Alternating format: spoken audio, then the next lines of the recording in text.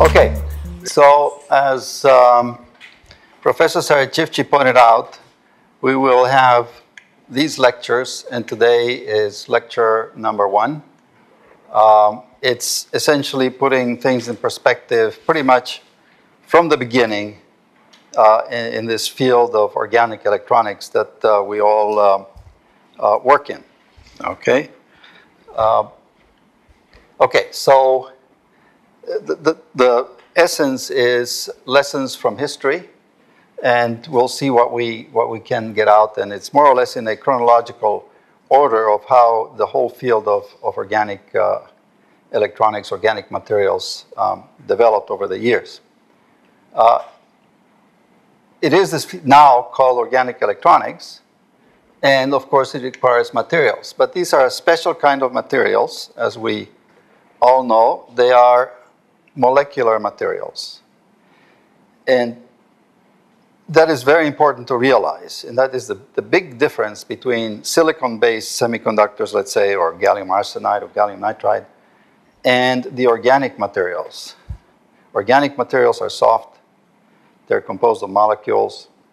The strongest bonds are intramolecular. The weakest bonds are intermolecular.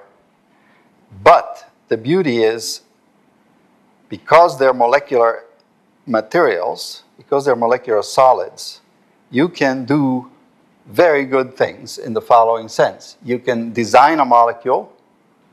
That molecule will form an ensemble. In the recent past, a lot of time has been dedicated to designing molecules that will self-assemble. In the days of the organic metals, organic conductors, and organic superconductors, we allowed Mother Nature to do the ensemble, although we had some ideas how to guide that ensemble. And finally, of course, the whole thing is because we want to have a particular property, which would either be a photoconductor, a semiconductor, a metal, a superconductor, maybe a ferromagnet, okay?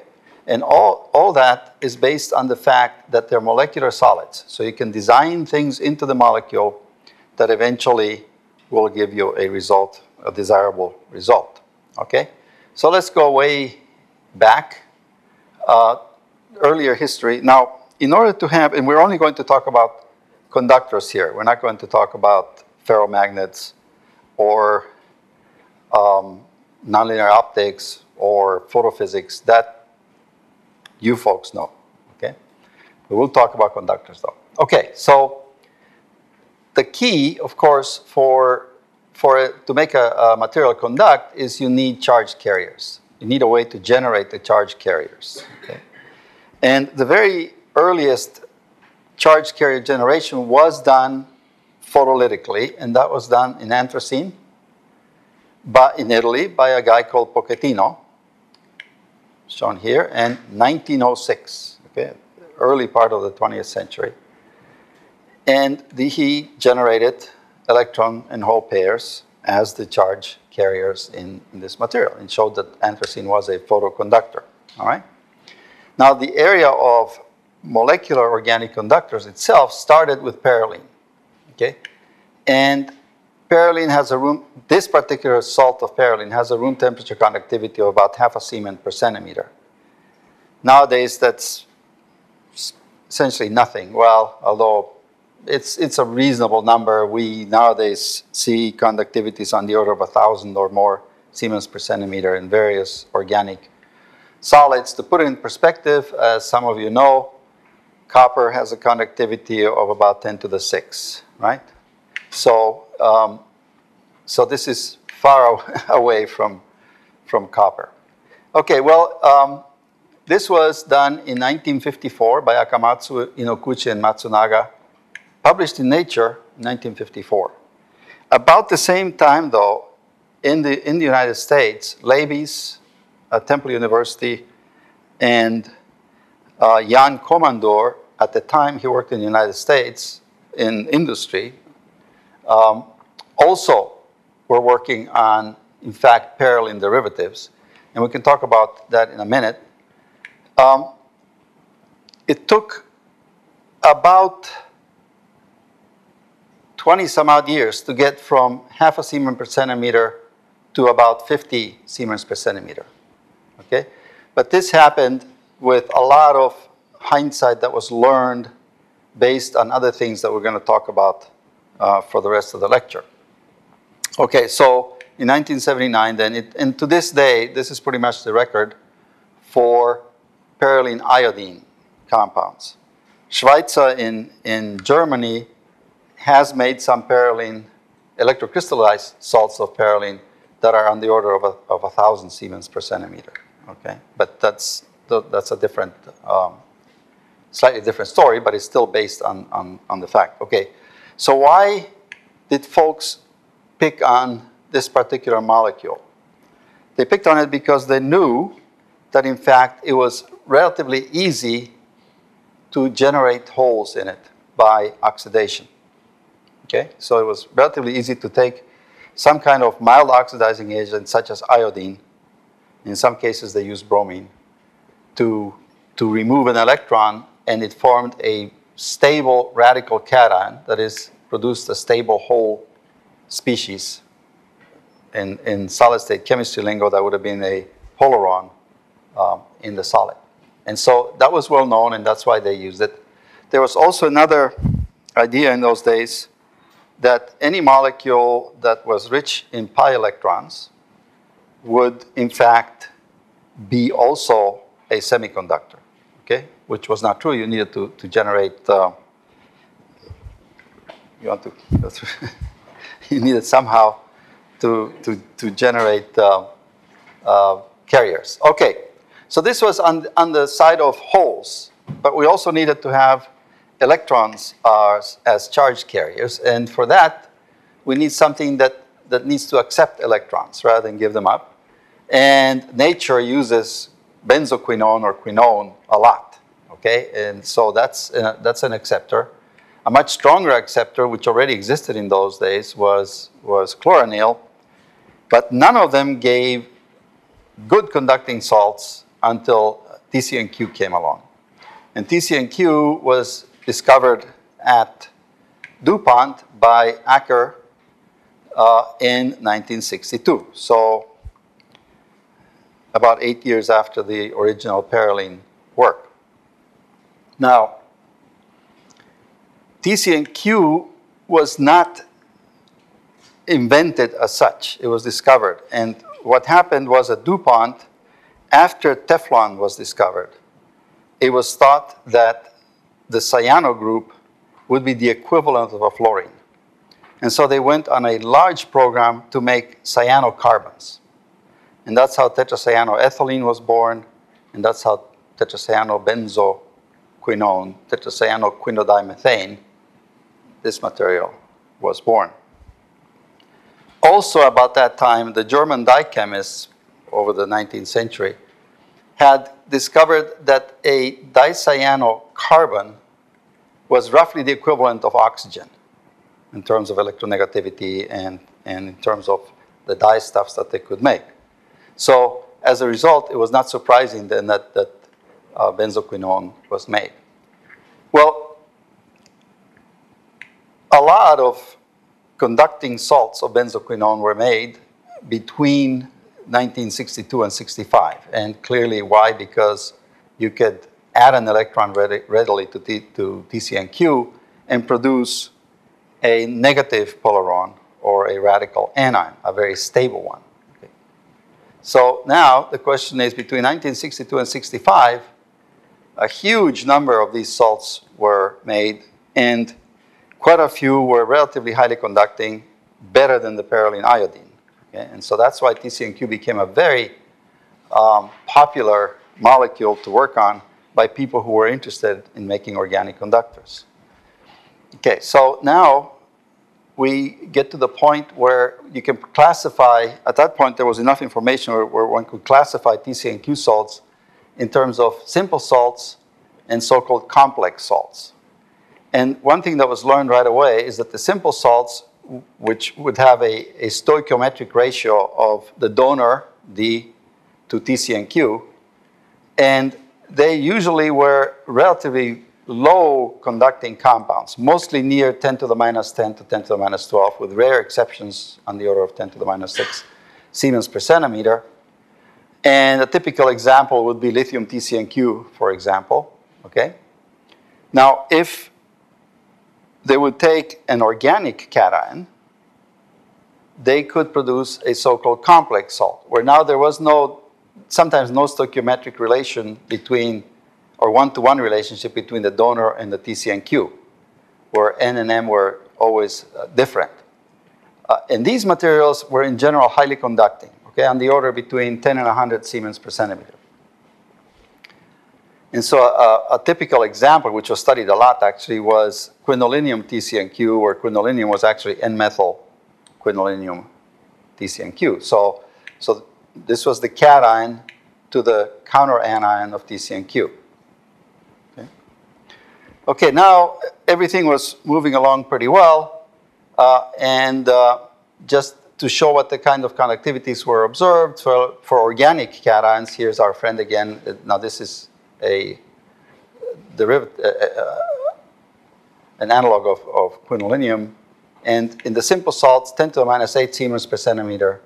In the complex salt, approximately 10 to the 2. So a huge difference, 10 to the 10 in conductivity. If you took N-methylacridinium, very similar observations, 10 to the minus 14 to 10 to approximately 10 to the minus 1. Okay, again, a very large difference, although this is not a very respectable number. But very surprisingly, and no one was really able to explain this at the time very well, was the case of N-methylphenazinium TCNQ, or NMP TCNQ, which in fact, as the simple salt, had high conductivity. Okay, that was a big surprise, a big exception. And in fact, the complex salt was difficult to isolate. It was isolated and turned out to be a worse conductor than the simple salt. And there were two groups that studied this particular system in some detail. One was Alan Heger at Penn, and the other one was Shogolev in Chergondrolovka in Russia, outside Moscow. So at Penn and Shogolev, and they had measured the conductivity as a function of temperature, and were concluding that, yeah, it looked like the conductivity was lost just below room temperature, okay? But that's where the situation was. This is roughly around 1970 now. But around 1965, well, this article appeared in Science magazine. And it turns out at that point I was in graduate school, and a lot of people who were interested in making organic materials conduct electricity read this paper. And this is a truly inspirational piece of work, okay, because it told organic chemists that the future of superconductivity was in their hands. And in principle, they could make something that was a superconductor at room temperature. It turned out that this theory was completely wrong. There are still some people who actually believe in the possibility of the so-called excitonic superconductor. But to the best of my knowledge, no excitonic superconductor has been made to this day. Okay? Nonetheless, though, this was one of those very important papers that inspired a lot of people. All right? And about the same time as this paper that everyone was reading this, now there's about 5 or so years go through, and TTF was synthesized. Why was TTF synthesized? Well, the idea was to make something that was an excellent electron donor. This compound here, known as TDAE, tetrakis dimethylaminoethylene, is a very powerful electron donor. And the reason for it being a powerful electron donor is that it has 4 lone pairs of electrons flanking 2 pi electrons. So there's very strong electron repulsion in this molecule. And that provides a driving force. Plus, there's a steric problem, because all these, in order to conjugate the lone pairs with the double bond, you need to make the nitrogen coplanar with the ethylene. And that's difficult because each of these methyl groups occupies space. And in fact, there's a driving force to eject an electron because as soon as you get into this radical cation stage, the system goes perpendicular, okay? So this set is in one plane and the radical set is perpendicular to that plane, okay? So there's steric strain and there's also electronic strain that drives the ejection of an electron and possibly two electrons. So this molecule is about as good a donor as zinc metal. And in fact, it was first made again at DuPont, and there is a patent assigned to DuPont for making batteries based on this material. So it's the source of an organic battery, okay? In fact, we are now going back, this would be like 40 years later, and revisiting the idea of making an efficient all-organic battery. All right. Now, in those days, when we had read about the TDAE molecule, we figured we could do something even better than TDAE. And the reason was that we would force the atoms that had lone pairs to be in the plane by tying them into a ring. And furthermore, by having, again, this time now 8 lone pairs of electrons around the double bond, we figured that it was going to be an even better donor. And it would want to eject an electron. And I'll show you on the next slide what the other driving force was in a second. And this was published by us in 1970 and later in 72. We'll get back to this work in 72 in a minute.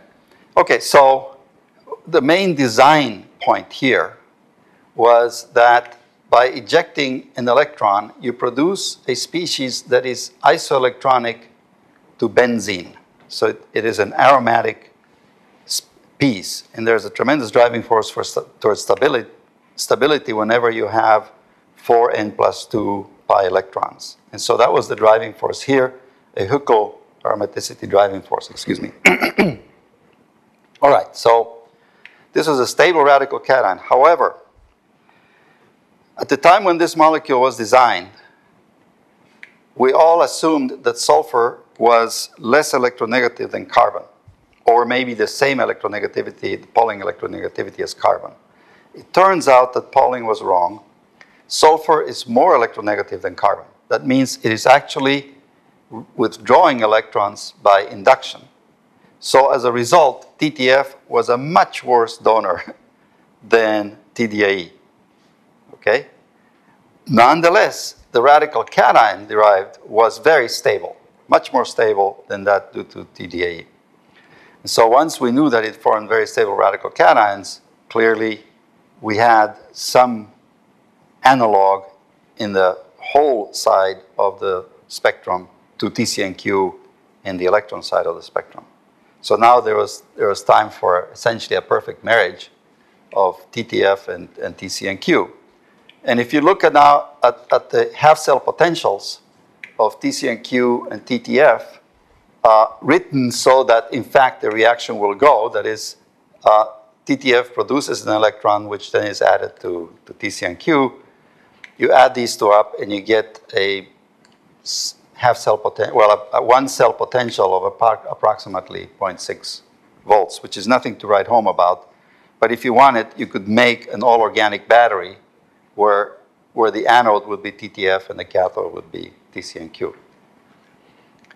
That was the original intent, anyway, of the program that we started at Buffalo.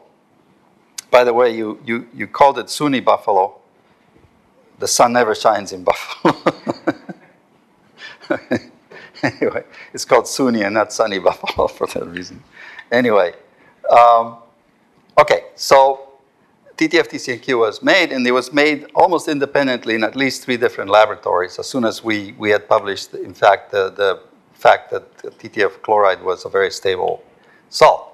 And so now the first organic metal was born, and this data is due to the first published data on TTF TCNQ by a group at Johns Hopkins University. Now, this was long enough ago to where none of these folks are in the game anymore. Very unfortunately, Dwayne Cowan died. John Ferraris is still in the game, but he's working on conjugated polymers. Perlstein is retired. And Walatka is also retired, gone. So the field is now old enough to, in fact, the people who are responsible for finding metallic conductivity in an organic system are now history. Okay, well, this was published in JACS as a communication, and in fact, caused a lot of interest in the scientific community. However, there was another paper that caused even more interest. But before we go, we all know this. We all know that, in fact, none of us measures conductivity. We all measure resistivity and then take the reciprocal and make that conductivity, okay? And we learned this in freshman physics. But I just wanted to bring it up to let you know how this works. Okay, so here was a paper that was published the same year, roughly 1973, by Coleman et al. And what they found in 3 out of 70 crystals was this so-called giant peak in conductivity.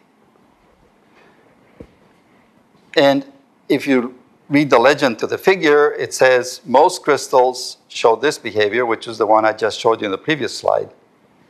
But in 3 out of 70 crystals, they observed this behavior, okay?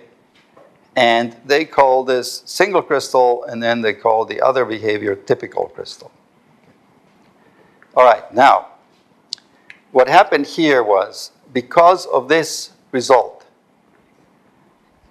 now physicists looked at organic solids. The previous work was done by chemists, and so maybe it was okay, and physicists could care less.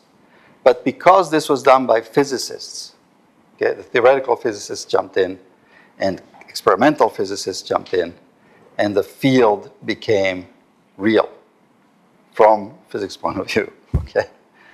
Now, it turns out that this work could be reproduced if one wired crystals in a certain way. Now, in order to measure conductivity of very tiny crystals, one needs to be very careful how one does that. The general method, as most of you might know, is known as the so-called 4-probe method, where we use 2 contacts to measure for current and 2 contacts for voltage. And the reason we do that is so we do not measure contact resistance. We're interested in the resistance of the material, not in the resistance of the contacts. And so here's a wired crystal that has a lot of contacts to it on purpose, and I'll show you in a minute why. So the current leads are at the ends, and then you have some voltage leads here. So you pass current through the sample this way, and you measure a voltage drop between these, or between those, or between those, okay? And by Ohm's law, you relate voltage to resistance, and you get your resistance number out that way. So let me show you schematically what happened, how one can create or recreate giant peaks in conductivity in this particular material, okay? This material is anisotropic. That is, that the conductivity in a parallel direction of the crystal, of the long axis of the crystal, is much higher, something like 3 orders of magnitude higher, than the conductivity in the 2 other directions, namely in this direction here or across the thickness of the sample. Now, this sample, in the early days of TTF, TC&Q, had a length of roughly 0.5 millimeter, okay? And a thickness of maybe something like 100 microns, right? So this was a very thin little platelet onto which you had to glue these 4 contacts. Now, furthermore, the anisotropy, that is the conductivity parallel versus over the conductivity perpendicular, was temperature dependent. So as the temperature was lowered, the ratio changed. Okay? So now, if you intentionally miswire an anisotropic solid such as this one to where the current leads are preferentially attached or make preferential contact with this edge of the crystal, and the voltage leads make preferential contact with this edge of the crystal, then most of the current will run down that edge because the system is anisotropic. And as a result, you will artificially see a much lower voltage, hence lower resistance, in between these two leads. Furthermore, that lower resistance will change more dramatically because with temperature, because the anisotropy is temperature dependent. Okay? And that's how one can create giant peaks. So the giant peak was a result of a measurement, not a real result of the material. Nonetheless, because it was stated in this paper that these were so-called superconducting fluctuations, and fluctuations that were due to possibly Fröhlich superconductivity. Fröhlich superconductivity was a theoretical superconductivity in one dimension. Okay? Now, as soon as that statement was made, three very powerful theoreticians, led by Phil Anderson, also a Nobel laureate, showed that in Fröhlich superconductors, the precursors to the superconducting state go insulating, not conducting. And so as a result, this couldn't possibly have been a superconducting system. And then it was shown, of course, that it was a result of misplacement of contacts. So the lesson of this thing here is that if you have a system that is very difficult to wire, make sure the wires have been connected properly. Okay. Anyway, but it was a very important paper because it indeed brought a lot of people to work and cleaned this system up. Okay, now we have, whenever you have a pi system, organic system, it's going to have to be flat. And now you ask the question, if I have a donor and an acceptor, and I transfer an electron from the donor to the acceptor, how is it going to form? What kind of solid is it going to form? What kind of crystal lattice is it going to form? Intuitively, if this is a donor and this is an acceptor, and they're flat, they're going to want to form a stack. And again, if this is a donor and transfers an electron to the acceptor, because of electrostatics, because of Coulomb attraction, you will get one on top of the other, right? Plus, minus, plus, minus, plus, minus. And intuitively, that makes sense, okay? So you would have an alternating stack where you have plus, minus, etc. And if this is a charge transfer salt, then you would also have an electron associated with each one of the charges. However, it turned out that in the case of NMP TCNQ and TTF TCNQ, the donors crystallize by themselves into a stack, and the acceptors crystallize by themselves in a stack. Again, very counterintuitive. Why? Because there should be very strong Coulomb repulsion here, and there should be very strong Coulomb repulsion over here. And in fact, if indeed NMP or TTF would have transferred a full electron, then this would be the case. And one can artificially make systems that are in fact this way, and they're not very good conductors. Okay?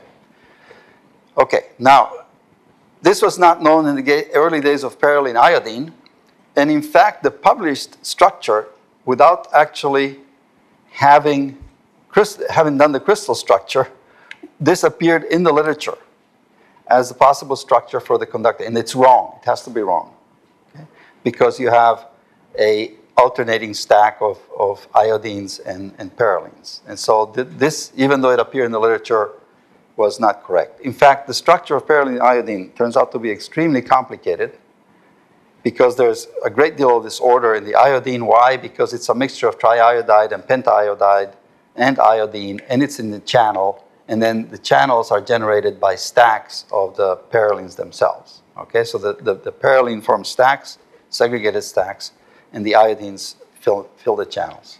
Okay, so I'm bringing this up just to point out that it was claimed that you could have alternating stacks, but that was not right. So here's the structure of TTF, TC, and Q. And again, the TTF is its own stack, TC and Q. And now, the highest conductivity is in fact in this direction, between the molecules. And the lowest conductivity is in that direction, and the next highest is here. So this is the highest, next highest, and lowest conductivity. And can you imagine what it took to determine the conductivity in these two other directions, right? The wiring of those crystals was something quite an artistic job. Okay, it could be done because over the years, chemists learned the parameters to grow larger crystals. And ultimately, before the field was finished, we were able to grow crystals that were over 1 centimeter long by a few millimeters wide by maybe 1 millimeter thick. So one could have substantial crystals of TTF, TC, and Q. Okay, and this particular drawing is due to Comès in France. Okay. All right, so now there was a problem, right, with the TTF, TC, and Q, the NMP, TC, and Q. And the idea was, why are they so highly conducting when we have this problem of intrastack Coulomb repulsion? And if you were to apply a field, at some point you will have to put 2 electrons or 2 holes on the same molecule, and that costs a lot of energy, a lot of intramolecular repulsion. And so it was then concluded by physicists that in fact the role of TTF was to act as a polarizing cation, as a polarizing unit to help stabilize by essentially being a nicely polarizable counterion this doubly charged state in TC and Q. Well, it turns out shortly after that was concluded by quite a few physics groups, it was shown by electron spin resonance that indeed the first chain to go insulating was the TC and Q, not the TTF. And in fact, the TTF was responsible for conductivity, for the higher conductivity, okay? So TTF was not just a polarizable cation. TTF was providing the unpaired spins for the conductivity. However, the hypothesis promoted by physicists was so strong that in fact they suggested to chemists what they should do. So they gave recipes. And for example, they said, well, you should make a longer TTF because it'll be more polarizable, okay? And they said you should make a longer TC and Q. And so they suggested something like that or something like this. In fact, both of these were synthesized and they gave lousy metals. They gave barely semiconducting materials.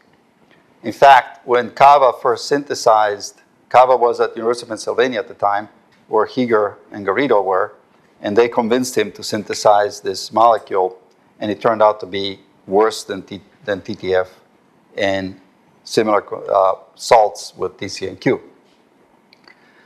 So again, about that same time, 2 chemical physicists, one more notable than the other, Zoltan Schoch at Princeton, came up with a model which Torrens, a physicist at IBM, also proposed. And that is, they suggested that in fact, TTF does not transfer a whole electron. In fact, TTF, TC, and Q is a complex salt on both stacks, on the TTF stack and the TC and Q stack. And this was proved a couple of years later by Comès, by using diffuse X-ray scattering, that indeed only about 0.6 of an electron is transferred from TTF to TC and Q. So that there are neutral TTFs and neutral TC and Qs in the stack. And that became a key important feature for observing metallic conductivity. Okay? And so now, if you apply the same idea as we had in the previous slide, it's very easy to move, let's say, an electron from this TTF to that one. That'll give you a new radical cation and a neutral species. You never need to have doubly charged molecules in a stack by this very simple stratagem. Okay?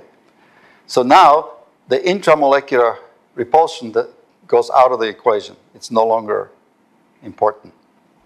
And that was also controversial for quite a while, by the way. Most physicists didn't believe that you could get around this problem so easily. All right, so we are at this point now. Now the question is, how do you explain the facile conductivity in complex salts? Well, that's very easy. It's exactly the same principle. In fact, you don't need to have electrons on the counterion. The whole source of conductivity is associated with these mixed valence stacks. You apply a field.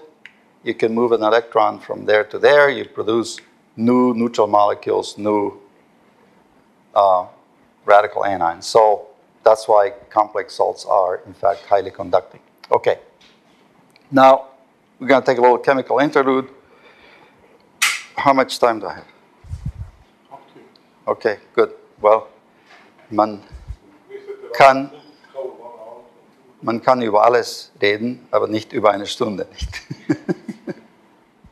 Okay, so we'll talk a little bit about organic chemistry here, the synthesis of TTF, okay? And the main strategy is to cut the molecule in half and then bring the two halves together and make TTF. And from a physical organic perspective, the reason this works is because, in fact, if you cut TTF in half at that point, you produce a stable divalent carbon, relatively stable divalent carbon, which is shown here as a singlet carbene, or divalent carbon. And so, essentially, all the strategies then involve making precursors to this species here. And organic chemists have been very busy, and Van Hengel reviewed the area.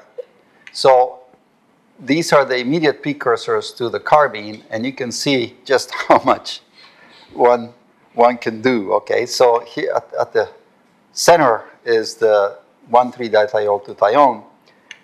Normally, organic chemists, when they draw a line, they mean a methyl group. In this case, it just means nothing. It could be anything, okay? Could be hydrogen, could be methyl, could be sulfur, could be anything.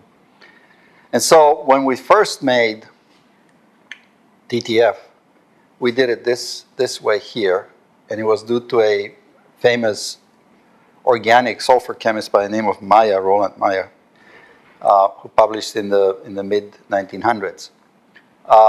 Then a group at DuPont came along with this route here, which was much more efficient than that route. And then lots of other different routes were developed, all of them ultimately leading to this guy, and then this guy can be dimerized, okay? And then, again, there are many ways to make that dimer. And the reference is given here. Unfortunately, this is not a very well-known journal, Sulfur Reports, but quite a few libraries carry it. I don't think it's been put in electronic version, so you probably can't Google it, but you may have to go to a library if you want, if you're interested. It's a good review article, okay? So now we take that species or relative species to it and we make TTFs. Again, the lines mean it could be anything out here. So one of the more interesting approaches is, in fact, the reduction of carbon disulfide, and I'm going to see if I can find it over here. If one takes carbon disulfide and just treats it with potassium, one can make the immediate precursor to one of the more important organic superconductor TTF derivatives, namely the one that I mentioned that Kava had made. So it's bis-ethylene dithiol-tetrathiafulvalene. It's a huge mouthful. Its superconductivity behavior was discovered right around the time where the movie E.T. came out. And so everyone called that molecule E.T. because that was easier to remember and easier to pronounce. Okay, so that gives you an idea of how busy organic chemists can get once you give them a target. Again, in the same review by Van Hengel. All right. And because they were so busy, they could make a whole bunch of this. Okay? And here is our friend E.T. And the largest number of organic superconductors now are based on this molecule here. And to the best of my knowledge, there are no superconductors based on TCNQ. Okay? So even though it was the first material to give highly conducting solids and give the first organic metal, it was never converted to a superconductor. Okay. Note also that there are no oxygen analogs. There's a sulfur, a selenium, and a tellurium, but the oxygen is missing. And the only stable oxygen derivative is this one, which we call BO. Okay? So because bis-ethylene dioxytetrathiafulvene. All right, the only one, to the best of my knowledge, that hasn't been made in this whole series is this tellurium analog here. Now, you have to remember that in the days when this chemistry was all being done by organic chemists, there was very little organotellurium chemistry known. So quite a bit of effort had to be put in to make these three tellurium analogs. In fact, the first one that came out from our laboratory, and it was this one here. I will show you in a minute why this particular TTF derivative became quite important. So we'll get to that next. Okay, and the most popular acceptors are still TCNQ, and there are some inorganic analogs, namely this so-called nickel MNT and this nickel DIMIT. From a chemist's point of view, the implication here is that nickel is tetravalent, and that's not true. Okay, because this is the wrong way to draw this molecule. Do we have any chalk here? Can I draw?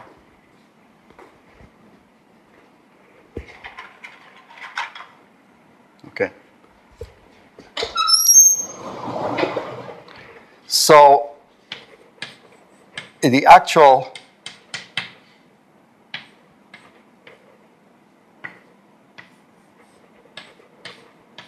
one of the valence bond pictures that one can draw for, let's say,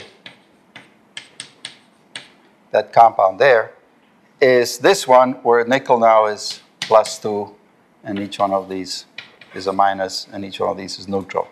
And then you can just do a resonance delocalization, and these become double bonds, and this becomes a double bond, these become single bonds. Okay?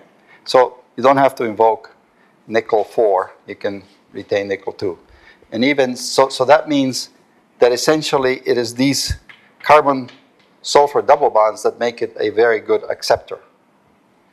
Okay? The metal never gets involved in the redox properties of these compounds. And this was very controversial in the 1960s, and it's still controversial to this day. If you look at the more recent reviews, they all say, well, it's not really well known, but we think it's something like that. Okay. And you will see in a little while that particularly this compound here became interesting in just a very few years ago when the first so-called neutral organic metal was made. Okay? All right, so these are the so-called metal dithiolenes, and they belong to a huge family that was studied in the 1960s. Okay. By the way, from a much more modern perspective, these compounds tend to absorb in the far UV near IR, and so we're checking into them in terms of solar cells and making low band gap conjugated polymers. Okay, so that just jumps way ahead of the picture, but it shows you that one can go all the way back to other related fields. Okay, so TTF, TCNQ, questions, was it the first organic metal? You have seen this before. And the question is, why is the conductivity lost? Why such a dramatic loss in conductivity? And the answer is that it is, in fact, a Peierls distortion. Now, if each TTF would have an unpaired electron then one can schematically draw something like this, where you have the electron and the charge, and we draw this cartoon to show a stack. And it has a certain crystal lattice unit, which we label A, okay? Below a certain temperature, there's a distortion. Some of these move closer to each other. That means they have to move away from someplace else. And they create really a gap in the system. We could draw it in terms of band structure, and you have seen that in terms of physics. But from a chemist's point of view, it's relatively easy to see.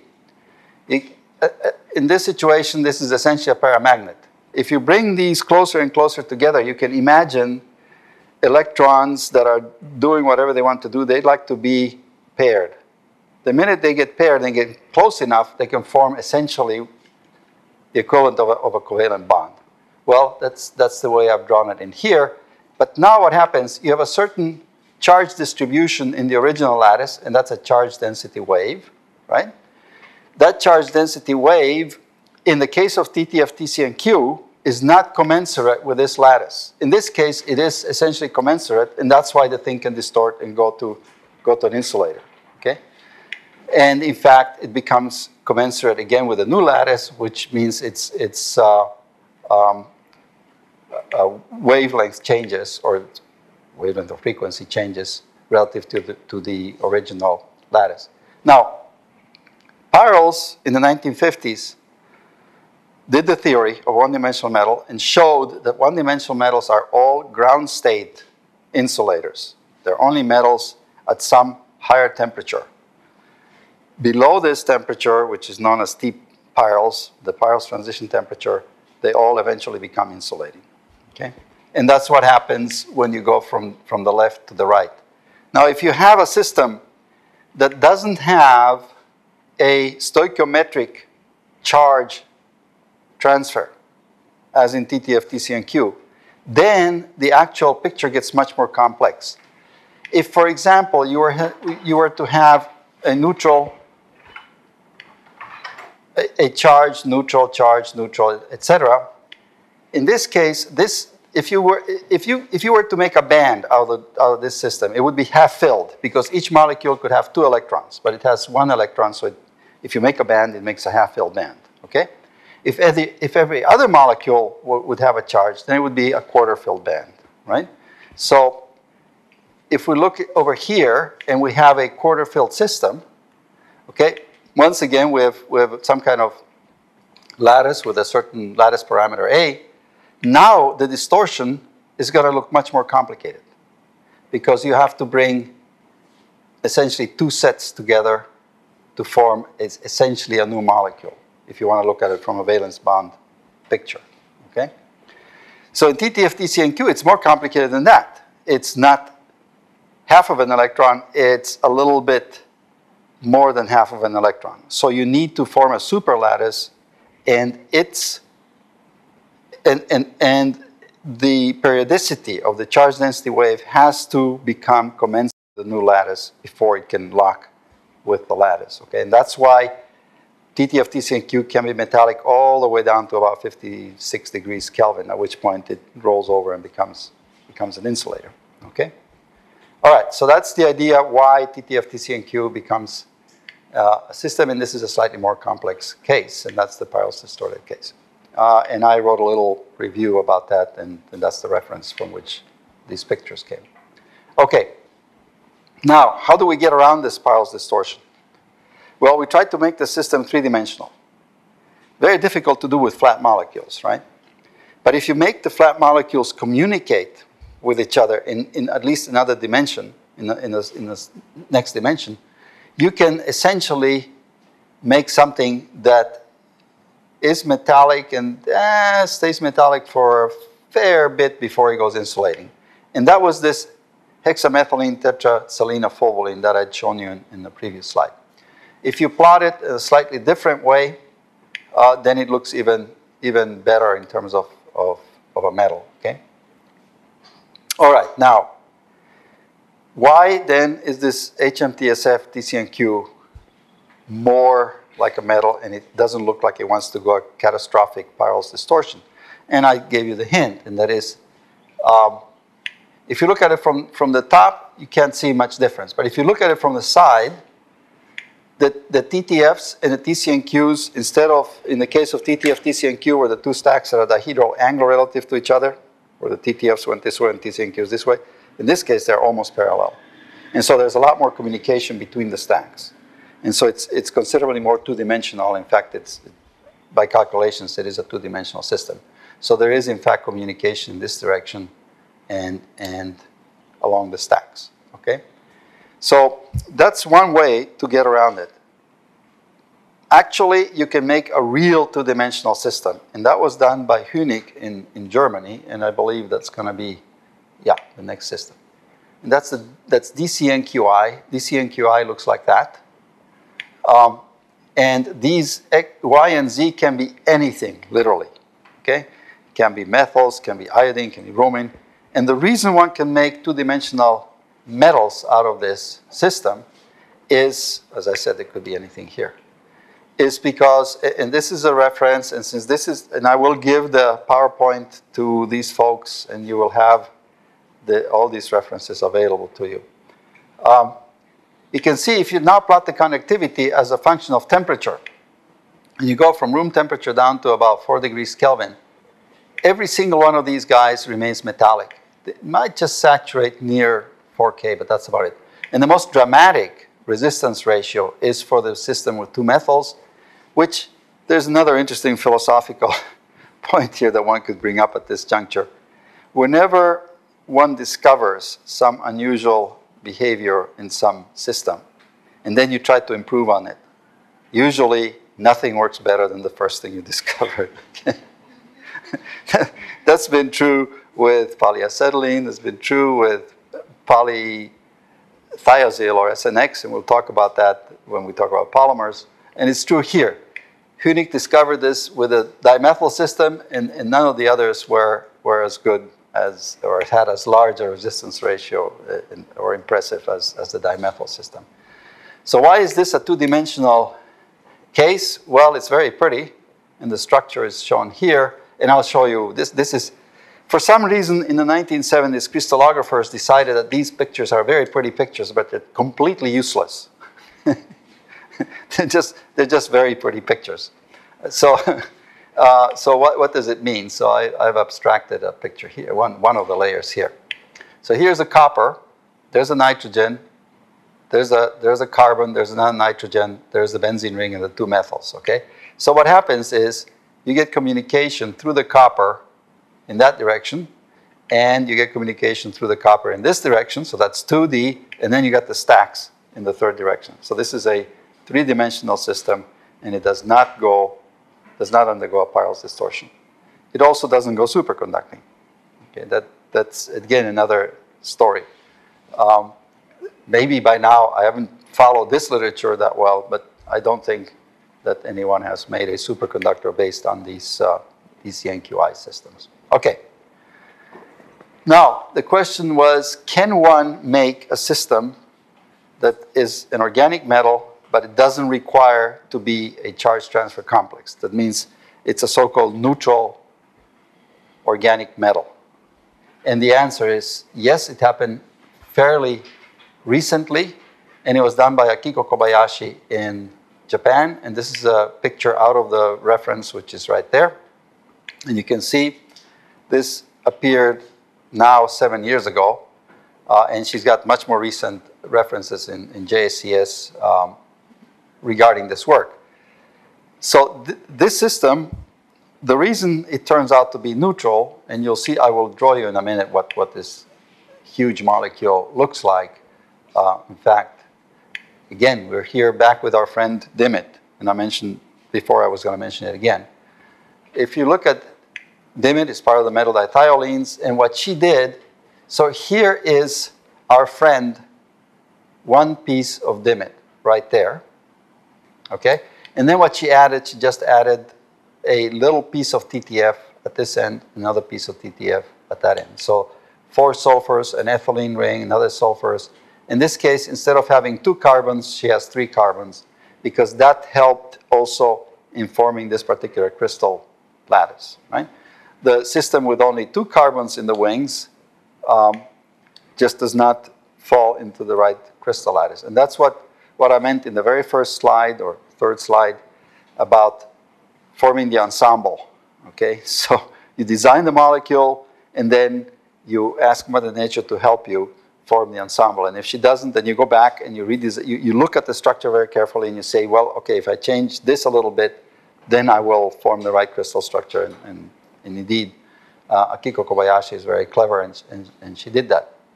And so now you have, of course, strong interactions in that direction, interactions in this direction, and the stacks. And the important thing is that within the same molecule, indeed, you have a donor and an acceptor. Okay? And so, in fact, that's how you can rationalize charge carrier generation in this system. Okay, there's another, well, here's the data. And if you look at the resistivity as a function of temperature, indeed, you get a sort of a metallic, I'm sorry, this is a sort of a metallic behavior between room temperature and 4 degrees Kelvin. But look at this scale here, okay? This is clearly exaggerated scale. You're going from 10 to the minus 2 to 10 to the minus 3, right? So this change is really tiny, okay? But nonetheless, it's in the right direction. And this is the magnetic susceptibility, which looks almost Pauli-like, almost temperature independent. Okay, and this comes out of the same paper. All right, another even more interesting system was developed by Haddon. And in this case, you can really see the charges. This is an interesting molecule from a physical organic chemistry point of view. And in the question and answer, we can talk a little bit more about it. But this is a zwitterionic radical. So it has both a positive charge, a negative charge, and an open spin, okay, an open shell. And so it crystallizes in a particular way. So there are some very strange interactions which normally are not ascribed with highly conducting systems. But this material by itself is not as highly conducting as the one that I just showed you, but nonetheless, and here's the reference, again, a Science article, because again, it's a single component or so-called neutral conductor. All right, home messages from this lesson. 1, you need something to produce holes. You need something to produce electrons. You need not to have stoichiometric relationship between those two. Otherwise, if it's a one-dimensional system, you're going to go insulating. But the question is, can an organic metal be superconducting? And I wouldn't be telling you that if it weren't so. And in fact, you know, we go back to our friend who inspired us. However, his idea had nothing to do with charge transfer salts, okay? His idea is shown here from his article. And this is a polyacetylene backbone with polarizable groups every so often. All you need to do is take, and I think I have the actual, yeah, here's the actual, what he had in mind. Okay, so here's the polyacetylene, okay?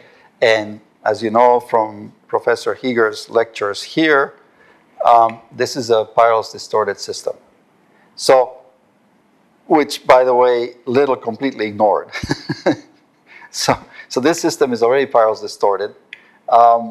And in fact, the fact that you have this positive charge that can move back and forth doesn't really affect the basic distortion that has already taken place.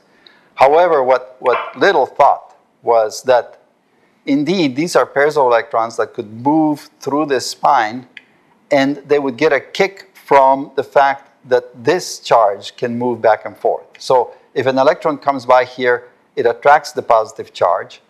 That positive charge causes the next electron to remain paired to the first electron, and that's how it generates essentially a Cooper pair, and that would be the superconducting state. So, and the reason it's called an excitonic superconducting state is because it's an electron-hole interaction that keeps the superconducting state. And there are various reasons why this couldn't work, and from an organic chemist point of view, it's very simple. I mean, this thing is already distorted. Plus, if you try to synthesize this, good luck. Anyway, All right, so the first organic superconductors were indeed based on TTF, but it was a selenium analog with 4 methyls, again first made by Cation at Johns Hopkins, and Beckard. When Beckard was a postdoctoral fellow in Cowan's group, he synthesized the tetramethyl tetraselenophovolene, then went to Orsay to work with Denis Jerome, and they in fact found that it was superconductor. The other interesting thing about this system was that the salts that were generated were not generated by charge transfer, they were generated electrochemically. And the device is very simple. It's a U-tube with a fritted glass separator. And what you do is you make one compartment the anode compartment, the other one the cathode compartment. You fill the whole thing with electrolyte. This side of the, let's say you make this the anode, then it will have the molecule that's going to get oxidized and form crystals at the anode itself. And I will show you one of these very crude systems that we used at the laboratories. And it works every time. Okay, so these are almost foolproof methods of growing crystals electrochemically. So I think, yeah, there's one very thin crystal, very thin, that looks like a wire growing. And out of it grows another crystal. And it turns out that these very thin crystals were truly perfect crystals. And the way you test the perfection of a crystal is by inducing a kink in it without breaking it. And then you can make this kink move back and forth without it getting stuck or the crystal breaking. Okay? Because everything in the crystal is so perfect. There's no place where the kink can get stuck and break the crystal. Right? And Klaus Andres, the physicist that I collaborated with at Bell Laboratories, knew about this trick. And he once invited me to his lab. And under a microscope, we looked at one of these. And he had this little pointer, and he kept moving this imperfection on the crystal back, this kink on the crystal back and forth. He could do this all day if he wanted to. So these tetramethyl tetraselenophovolene, TMTSF salts make actually really phenomenal crystals. But most of the crystals that were used for measuring superconductivity were not such perfect crystals. Anyway, here are the conductivities. And you would imagine that none of these would go superconducting because what we're measuring here is resistivity as a function of temperature. And you can see the resistance drop precipitously. So this is a nice metallic conductivity. Whoops, it goes insulating. Every single one of them does that. I don't know why Beckard stopped or Jerome stopped the measurement right there for this particular system. But nonetheless, most of them, in fact, some of them very dramatically go insulating. However, the great thing that Jerome did here is he decided to apply pressure on these crystals. And if you apply pressure, what happens is this transition moves down. Moves down to a certain point. By the time you get down to about less than 1 degree Kelvin, oops, it goes superconducting. That means that the resistance goes like this and then drops down to 0, right? And so those were the first superconductors. They were under pressure, under very high pressure, 25 kilobars. And then over the years, the metals were converted to superconductors. Okay, so what were the requirements? Planar donors, segregated stacks, and partial charging of the stacks of the pi donors and or acceptors. Okay. It turns out that the real higher TC organic superconductors do not have stacks. Okay, and I'll show you that this is our old friend, the bisethylene diethiol or ET. And here's a crystal structure. And all you have is just sets of dimers, okay? And they form essentially a layer. And above and below this layer are the anions. So it's a two-dimensional system, but there's no communication between the layers. And the anions themselves form a polymer, which is shown here. The highest TC is around 13 degrees Kelvin at atmospheric pressure. And it's due to this particular copper thiocyanate anion. Okay, so it forms a layer, and above it and below that are the ET radical cation layers. Okay. Anyway, so that to this day, these in fact are the record holders. That's it. There are no higher TC organic superconductors. And if you call fullerene organic, then the highest transition for those now is around 40 degrees Kelvin, which is pretty spectacular for a molecular system. All right.